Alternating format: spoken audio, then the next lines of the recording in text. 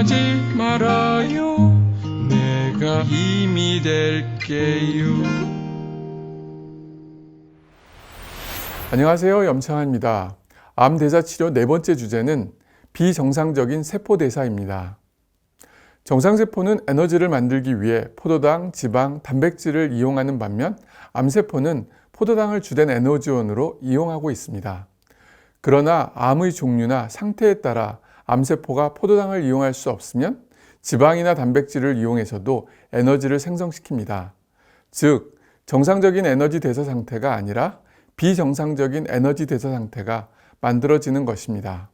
암이 먹고 사는 포도당, 지방, 아미노산의 대사 경로 중 하나가 막히면 암 줄기세포는 연료를 공급받는 다른 파이프라인으로 스위치를 바꾸게 됩니다. 가장 중요한 것은 줄기세포에 연료를 공급하는 많은 루트들을 한두 개가 아닌 여러 개를 동시에 차단하는 것입니다. 이것이 관해를 지속시키고 암이 더 공격적으로 돌아다니는 것을 피하는 핵심 방법이라고 할 수 있습니다.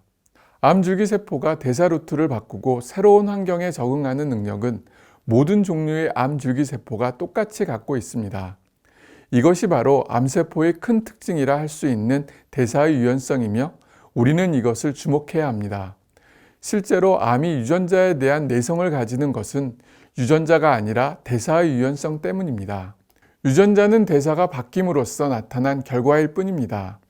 암은 다른 대사 루트를 찾아감으로써 치료를 피해갈 수 있습니다. 암 환자가 가장 많이 하는 식이요법 중 하나가 바로 케톤식이일 것입니다. 그것은 암세포의 에너지원이 당분이라 그것만 극단적으로 피하자는 것입니다. 일부는 맞고 일부는 틀립니다. 그것은 앞서 이야기한 것처럼 포도당이 가장 중요한 에너지원이기 때문에 맞지만 그것이 막히면 다른 에너지원을 이용하기 때문에 틀립니다. 그래서 가장 먼저 해야 할 것은 암세포가 포도당을 에너지원으로 사용하는 것을 최대한 줄이고 차단하는 것입니다. 암세포가 당분을 줄이는 방법은 세 가지가 있습니다. 그에 앞서 혈액검사로 당 수치와 당화혈색소 검사를 통해서 혈당 수치를 알고 있어야 하고 가급적 낮게 유지하는 것이 좋습니다. 첫 번째 방법은 탄수화물 섭취를 줄이고 가급적 당지수가 낮은 음식을 드시는 것입니다. 즉, 외부로부터 들어오는 당분을 줄이는 것입니다. 그래서 설탕, 밀가루, 흰쌀밥을 피하는 것입니다. 두 번째는 혈당 수치를 감소시키는 것입니다. 혈당을 떨어뜨리는 것은 인슐린입니다. 대체의학 치료 중 인슐린을 사용하는 것도 있습니다. 그러나 인슐린을 사용하면 저혈당에 빠지므로 사용하지 않는 것이 좋습니다. 그 다음 방법으로 많이 사용하는 것이 바로 메폴민과 리포익산입니다.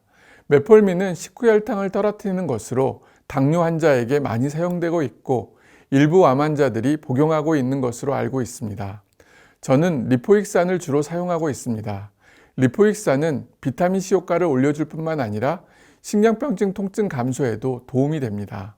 세 번째는 암세포의 에너지원인 포도당 대신 다른 것을 가져가게 하는 것입니다. 가장 대표적인 것이 바로 비타민C입니다. 비타민C는 당분과 구조식이 똑같아 암세포는 비타민C가 들어오면 당분인 줄 알고 가져가지만 비타민C는 당분이 아니라 에너지원으로 사용할 수 없으므로 암세포가 굶어 죽을 수 있습니다.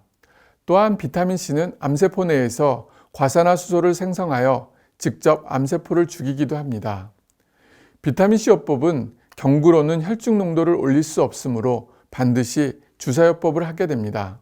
그리고 비타민C 주사를 맞을 때는 비타민C와 더불어 염화마그네슘을 함께 사용하는 것이 원칙이고 추가적으로 리포익산을 투여하게 되면 치료 효과를 더 올려줍니다. 비타민C 주사 치료를 하지 못하는 경우는 신장 기능이 나쁘거나 신장결석 기왕력이 있거나 G6PD 수치가 낮은 경우입니다. 이번 시간에는 암세포의 주된 에너지원인 당분을 효과적으로 차단하는 방법에 대해서 알아보았습니다. 다음 시간에는 암 대사 치료 중 지방, 아미노산 대사 경로를 효과적으로 차단하는 방법에 대해서 설명해 드리겠습니다. 아는 만큼 이길 수 있는 힘이 생기며 버티는 만큼 기회는 옵니다. 지금 이 순간 매우 힘들 것이라 생각이 듭니다. 그러나 참고 견디면 분명 좋은 날은 올 것입니다. 암치료 절대 포기하지는 마세요. 지금까지 염창환병원의 대표 원장인 염창환이었습니다. 감사합니다.